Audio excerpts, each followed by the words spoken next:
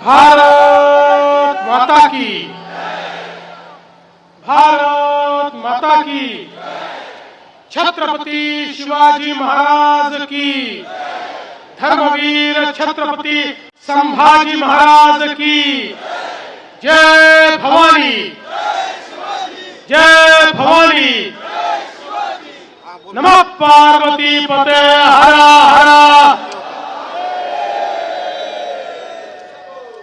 देवा भाव को जय श्री राम, जय श्री राम, देवा भाव को जय श्री राम, भारतीय जनता पक्षाचा भारत माता की हिंदवी स्वराज्याचे सरसंस्थापक छत्रपती शिवरायांना मानाचा मुजरा करतो। भारतीय राज्यघटनेचे शिल्पकार भारतरत्न डॉक्टर बाबासाहेब आंबेडकर यांना मानवंदना अर्पित करतो। आणि आज मीरा भाईंदरच्या महानगरपालिकेच्या निवडणुकीच्या या विराट जाहीर सभेमध्ये मंचावर उपस्थित असलेले, ज्यांच्या नेतृत्वामध्ये संपूर्ण महाराष्ट्रामध्ये महानगरपालिकेच्या निवडणुकीला आपण सामोरं जातो, ते आपले लोकप्रिय प्रदेश अध्यक्ष रवींद्र चव्हाणजी, आपले ज्येष्ठ नेते गोपाळ शेट्टीजी, या ठिकाणी विशेष रूपाने उपस्थित असलेले भाजपचे खासदार आणि भोजपुरी फिल्मचे सुपरस्टार दिनेशलाल यादव निरुवाजी, पूनमताई महाजन, आपले लोकप्रिय आणि कार्यसम्राट आमदार नरेंद्र मेहताजी, भाई अमरजीत मिश्रा जी, दिलीप जैन जी, डिंपल मेहता जी, ज्योत्सनाताई हसनाळे, हसमुख गेहलोत जी, निर्मला सावळे, वैशालीताई भोईर, रणवीर वाजपेयी, किशोर शर्मा, रवि व्यास, देवेंद्र शेलेकर, मंचावर उपस्थित सर्व मान्यवर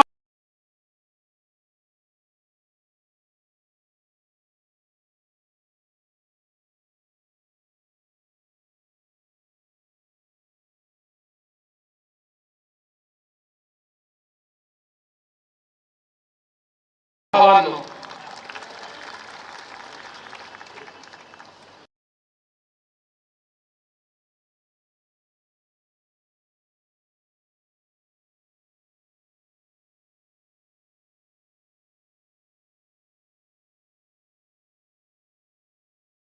त्याच्या पाठीशी भक्कमपणे उभं राहणारं शहर आहे। 2017 साली मी असंच महानगरपालिकेच्या निमित्ताने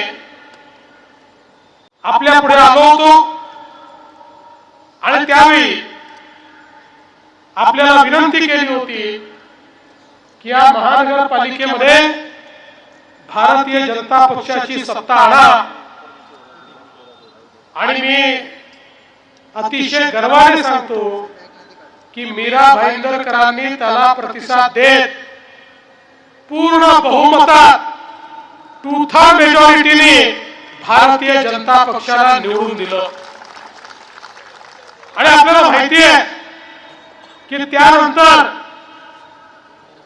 आमचे नरेंद्र मेहता आमदार, आपले महापौर आणि मुख्यमंत्री म्हणून मी या मीरा भाईंदर शहराला सातत्याने विकासाच्या मार्गावर नेण्याचं काम केलं। आपल्याला माहिती आहे की मीरा भाईंदरचा सगळ्यात मोठा प्रश्न पिण्याच्या पाण्याचा। त्यावेळी आपण सूर्याची योजना मंजूर केली, त्या योजनेला पैसे दिले, त्याचा पहिला टप्पा पूर्ण केला, 75 MLD पाणी आणलं आणि आता दुसरा टप्पाही आपण पूर्ण करणार आहोत। 516 कोटी रुपये आपण दिलेले आहेत। मी तुम्हाला हा शब्द देण्याकरता आलो आहे, लवकरच या मीरा भाईंदर शहरामध्ये हे काम पूर्ण केल्यानंतर या शहरातल्या प्रत्येक घरामध्ये जेव्हा दर दिवशी तुम्ही नळ उघडाल स्वच्छ पिण्याचं पाणी प्रत्येकाच्या घरी दर दिवशी या ठिकाणी आणण्याचं काम आम्ही करू। आज त्याकरता ज्या काही अडचणी होत्या त्या आपण दूर केल्या। 133 केवीची अडचण होती ती पण आपण दूर करून जून जुलै पर्यंत त्या संदर्भात पूर्ण काम आपण करतोय। तुम्ही एवढं लक्षात ठेवा, पूर्ण क्षमतेनं सूर्याचं पाणी म्हणजे सूर्या डॅमचं पाणी मीरा भाईंदरला याच वर्षी आम्ही देणार म्हणजे देणारच। आपण बघा या संपूर्ण MMR रिजन मध्ये त्या काळामध्ये काँग्रेसचं जेव्हा सरकार होतं एकूण 11 वर्षामध्ये 11 किलोमीटरचं मेट्रो त्यांनी तयार केली।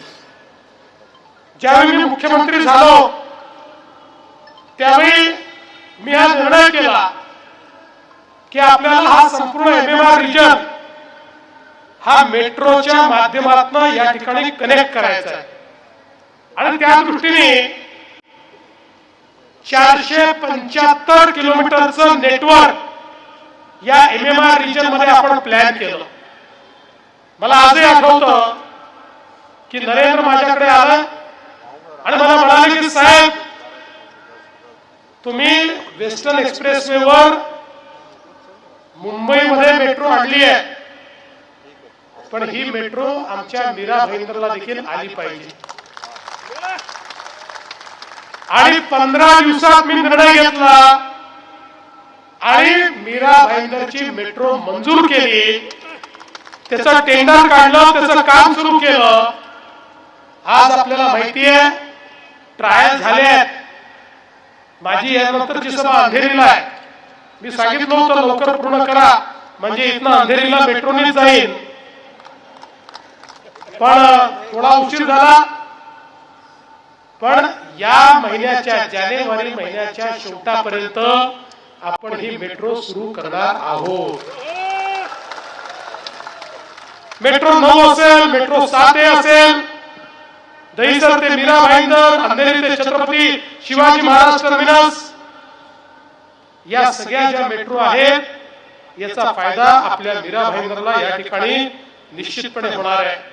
आणि आपल्याला माहिती आहे की आता आपण वन ऍप केलाय, त्यामुळे या मेट्रोने तुम्ही गेल्यानंतर वन ऍपचं तिकीट घेतलं तर मुंबईमध्ये घेतल्यानंतर तुम्हाला जर बेस्ट यूज करायची असेल तर दुसऱ्या तिकिटाची आवश्यकता नाही, त्याच तिकिटावर तुम्ही बेस्ट यूज करू शकता, त्याच तिकिटावर तुम्ही आपली सबर्बन रेल्वे यूज करू शकता, त्याच्यावर मोनो यूज करू शकता।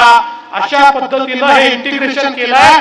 पण पुढच्या टप्प्यामध्ये या संपूर्ण MMR रिजनचं आम्ही एक अर्बन त्या ठिकाणी ट्रान्सपोर्ट अथॉरिटी तयार केली आहे आणि MMR रिजन मधल्या सगळ्या महानगरपालिका क्षेत्रांमध्ये आपली लोकल ट्रेन, आपली मेट्रो, तिथली बस या सगळ्या इंटिग्रेटेड असतील। एक तिकीट काढलं की MMR रिजनच्या कुठल्याही पब्लिक ट्रान्सपोर्ट मध्ये तुम्हाला त्या ठिकाणी प्रवास करता येईल। अशा पद्धतीनं आपण याची व्यवस्था केली आहे। आणि आता या ठिकाणी मला नरेंद्रनी सांगितलं की विशेषतः आपण जे डोंगरीला मेट्रो शेड मागच्या काळामध्ये प्रस्तावित केलं होतं, त्यांनी माझ्या लक्षात आणून दिलं की डोंगरीमध्ये इतकी झाडं आहेत, कार शेड करायचं तर ती झाडं कापावी लागतील। आपल्याला पर्यावरणाचा ऱ्हास करायचा नाही आणि म्हणून मी नागपूरलाच या संदर्भात बैठक घेतली होती। आज जाहीरपणे सांगतो, निवडणूक झाली, आचारसंहिता संपली, पहिलं काम डोंगरीचं कारशेड आम्ही रद्द करून टाकू, त्या ठिकाणी कारशेड आम्ही करणार नाही।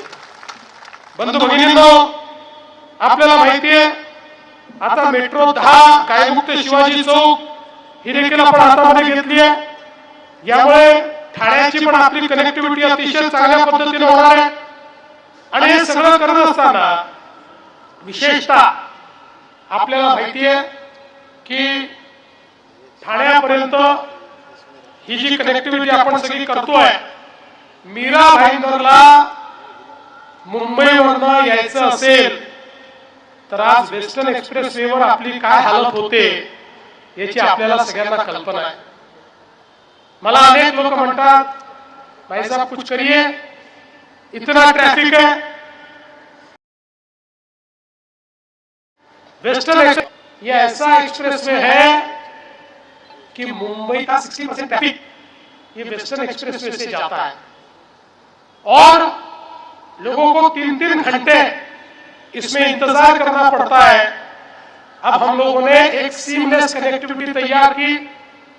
हमारा कोस्टल रोड नरीमन पॉइंट से तो वर्ली तक बना, वर्ली से बांद्रा तक सीलिंग बनी, बांद्रा से वर्सोवा तक सीलिंग का काम 70% हमने कर दिया और अब हम लोगों ने वर्सोवा से दहीसर तक और दहीसर से भाईंदर तक हम लोग कोस्टल रोड तैयार कर रहे हैं. इसका काम हमने दे दिया, टेंडर दे दिया, सारी परमिशन ली. इसकी कुछ परमिशन सुप्रीम कोर्ट में जाकर लेनी पड़ती है, वो परमिशन भी अब हमारे पास आ गई है. अब इसमें कोई रुकावट नहीं है. अगले 3 से 4 सालों में इस रोड को हम जब पूरा करेंगे तो भाईंदर वालों, आपको मुंबई में कहीं पर भी अगर जाना है तो समझ लेना 20 मिनट में, 25 मिनट में, 30 मिनट में बड़ी तेजी के साथ आप पहुंच पाओगे. और साथ में अगर इधर भी जाना है, गुजरात साइड भी जाना है, विरार साइड भी जाना है, तो आपको पता है अब उत्तम से एक कोस्टल रोड ये सीधा विरार तक हम तैयार कर रहे हैं, जिसके कारण एक और कनेक्टिविटी आपको मिलेगी और बड़े पैमाने पर नॉर्थ साउथ कनेक्टिविटी जो है उसको सुधारने का काम ये हम लोग यहां पर मिलकर करने वाले हैं. आपने देखा इस मीरा भाईंदर में, इससे पहले जब मैं मुख्यमंत्री बना था उससे पहले ये हालत थी कि हमारा एमएमआरडीए ये एमएमआर के क्षेत्रों की महानगर पालिकाओं को पैसा ही नहीं देता था, वह काम ही नहीं होता था. वो मुंबई में ही काम करते थे और थोड़ा सा काम करते थे. मैंने एमएमआरडीए को कहा, अरे भाई आपको हमने तैयार किया है, इस मुंबई के बाहर का जो क्षेत्र है, एमएमआर का रीजन है, वहां की महानगर पालिकाओं में हमको जो विकास करना है उसके लिए आपको तैयार किया है. और पहली बार मैंने हजारों करोड़ रुपए ये एमएमआरडीए से इन सब महानगर पालिकाओं को देना शुरू किया. आप देख सकते हैं उस समय हमारे यहाँ पर ब्रिजेस बने, हमारे यहाँ पर रास्ते बने, हमारे यहाँ पर अलग अलग कामों के लिए. मतलब आपको तो याद होगा कि मैं यहां आता था और हर भाषण में नरेंद्र मेहता 5-7 मांगे रखते थे और मेरे भाषण में उस मांग को मैं मंजूर करता था और 15 दिनों में उसका ऑर्डर में निकालता था. इसलिए एमएमआरडीए के माध्यम से हम लोग यहां काम कर रहे हैं और आने वाले दिनों में, अभी तो हमने पिछले समय जो अपना ये मेट्रो बनी है उसके नीचे का जो रास्ता है उस पूरे रास्ते को चौड़ा करके, यानी जितना उसकी ब्रेड्थ है उतना और जितनी लेंथ है उतना कंप्लीट सीमेंट कंक्रीट का रोड बनाने का हमने फैसला कर लिया, उसको पैसा दे दिया है.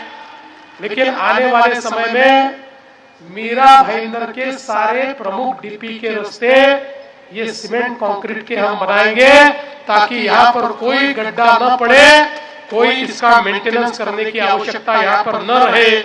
इस प्रकार का काम हम सब लोगों ने किया है. मैं तो इतना ही कहना चाहता हूं, मीरा भाईंदर शहर एक ऐसा शहर है जिसका भाजपा पे प्यार है, बीजेपी पर इस शहर का बहुत प्यार है. और मैं सच आपको कहता हूं, मेरा भी बहुत प्यार इस मीरा भाईंदर शहर पर है, क्योंकि इस शहर ने मुझे बहुत प्यार दिया है. मैं जब भी आता हूं, जिस प्रकार से यहाँ स्वागत होता है, जिस प्रकार से प्यार से लोग मिलते हैं, जिस प्रकार से यहाँ पर एक परिवार जैसा वातावरण मुझे देखने को मिलता है। और हम तो जानते हैं हमारा मीरा भाईंदर कैसा है। यहाँ पर सब प्रकार के लोग रहते हैं। यहाँ पर हमारे उत्तर भारतीय लोग भी हैं, यहाँ पर हमारे मराठी लोग भी है, आगरी लोग भी है, यहाँ पर हमारे गुजराती लोग हैं, हमारे जैन लोग हैं, हमारे मारवाड़ी लोग हैं, राजस्थान से आए हुए लोग हैं। सब प्रकार के लोग यहाँ रहते हैं और एक बहुत ही कॉस्मोपॉलिटन इस प्रकार का इस शहर का नेचर है।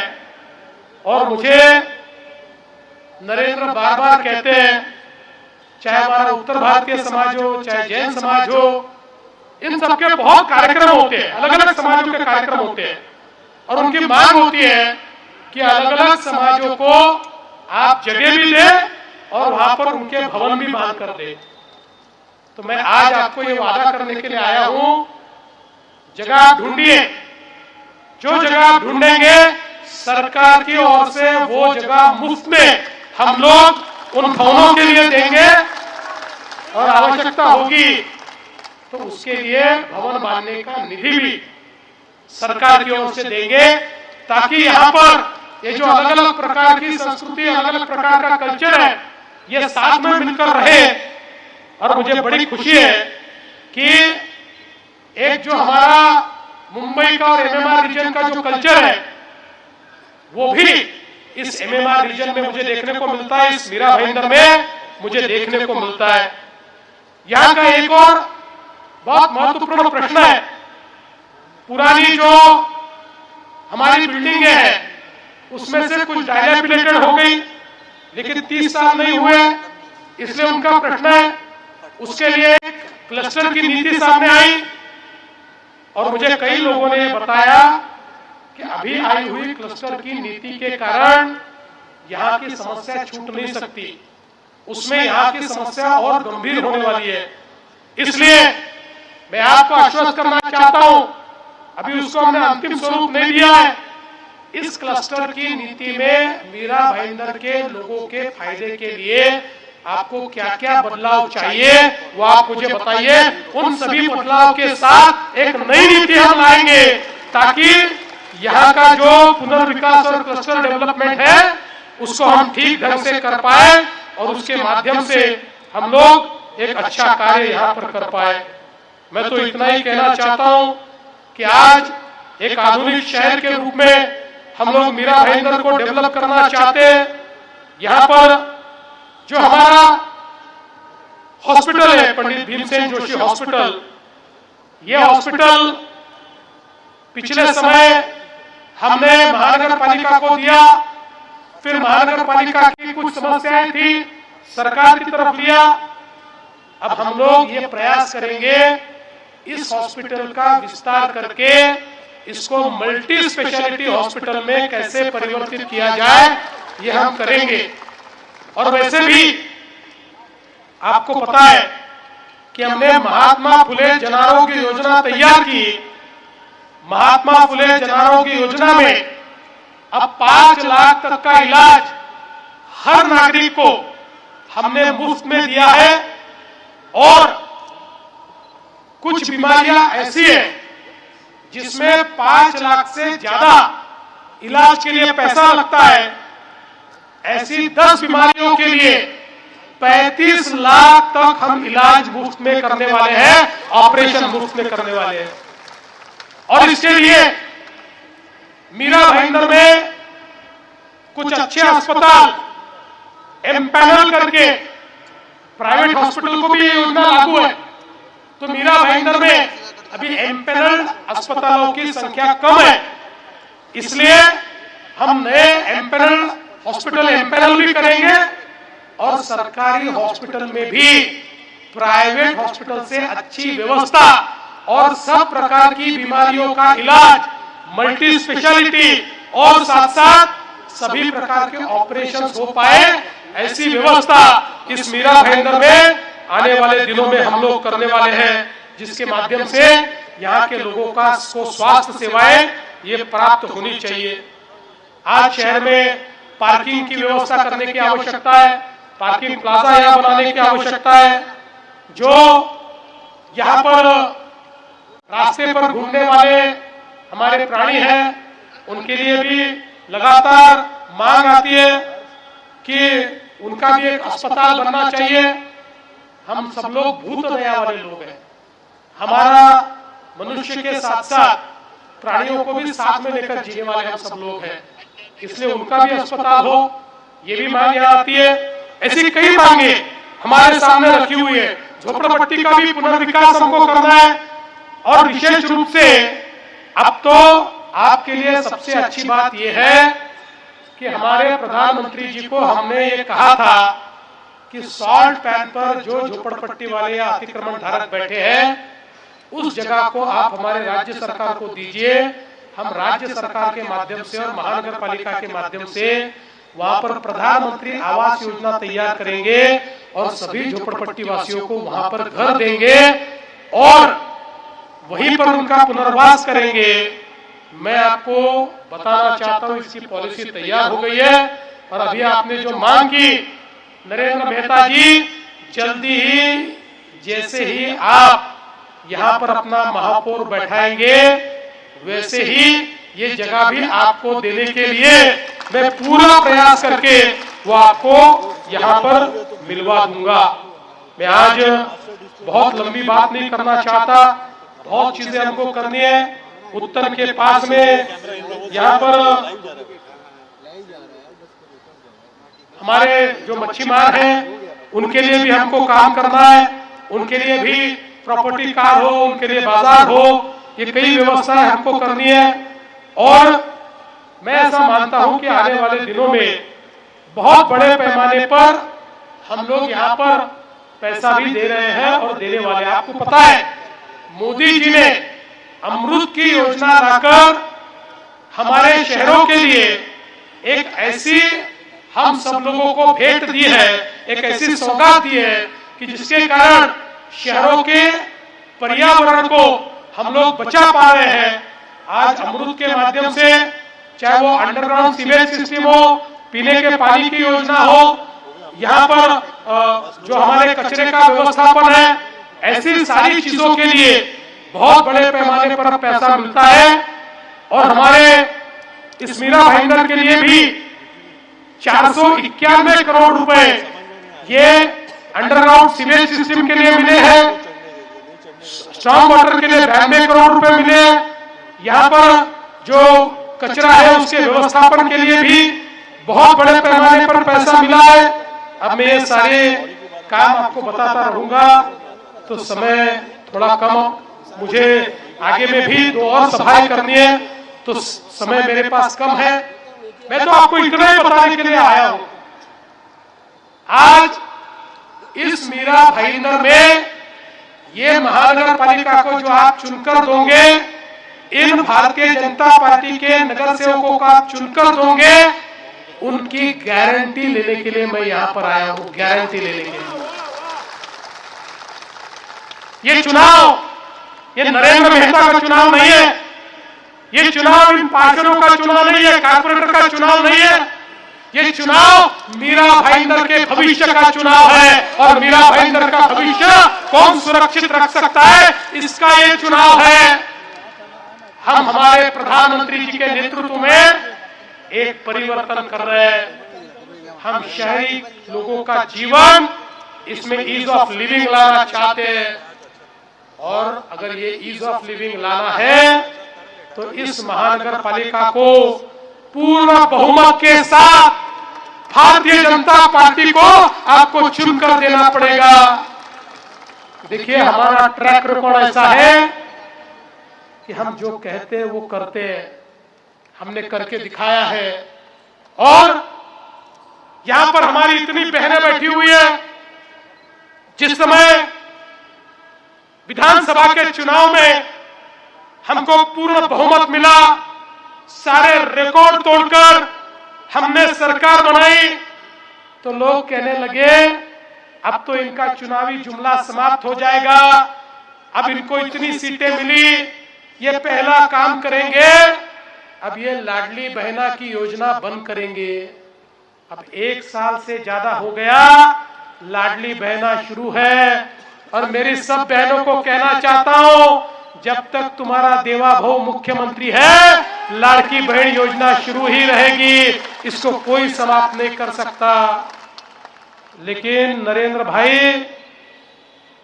अब ये महानगर पालिका चुनकर आने के बाद मेरी लाडली बहनाओं को सिर्फ लाडली बहना मत रखना, अब मेरी लाडली बहनाओं को लखपति दीदी बनाना है। लखपति दीदी, मोदी जी ने लखपति दीदी का प्रोग्राम दिया है। 50 लाख लाडली बहनें लखपति दीदी बन चुकी है। आने वाले 4-5 महीने में 1 करोड़ तक हम पहुंचने वाले हैं। अब मैं मीरा भाईंदर जब आऊंगा, मैं ये नहीं पूछने वाले आपने कितना काम किया। आपको, महापौर को, सभी निगम पार्षदों को, कॉर्पोरेटर्स को मैं पूछने वाला हूं, मेरी कितनी लाडली बहनाओं को तुमने लखपति दीदी बनाया, उसका हिसाब मुझे दो। हम लोग हर एक के जीवन में परिवर्तन लाना चाहते हैं, इसलिए मैं आपको इतना ही कहना चाहता हूं, 15 तारीख को आप वोट देने के लिए जब जाएंगे, हर एक व्यक्ति को 4 वोट देना है, 4 बटन दबाना है। याद रखिए, कोई कंफ्यूजन की जरूरत नहीं है। आदमी औरत देखना ही नहीं है। देखना क्या है? क्या देखना है? क्या देखना है? कमल का फूल देखना है। कमल का बटन दबाकर सीधे बाहर आइए। 15 तारीख को कमल की चिंता आप कीजिए। 16 तारीख से 5 साल तक आपकी चिंता ये देवा भाऊ करेगा, ये बताने के लिए मैं आया हूं। इतना ही कहते हुए अपने शब्दों को विराम देता हूं। धन्यवाद। जय हिंद, जय महाराष्ट्र, भारत माता की।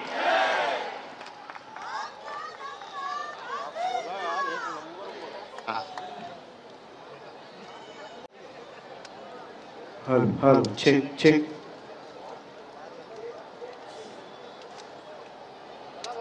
तर बघा, आज तुम्ही सन्माननीय मुख्यमंत्री देवेंद्र फडणवीस साहेबांचं जे मोलाचं मार्गदर्शन तुम्ही जे ऐकलं, आणि आज आपल्या लाडक्या बहिणींसाठी तुम्हाला येणाऱ्या वर्षामध्ये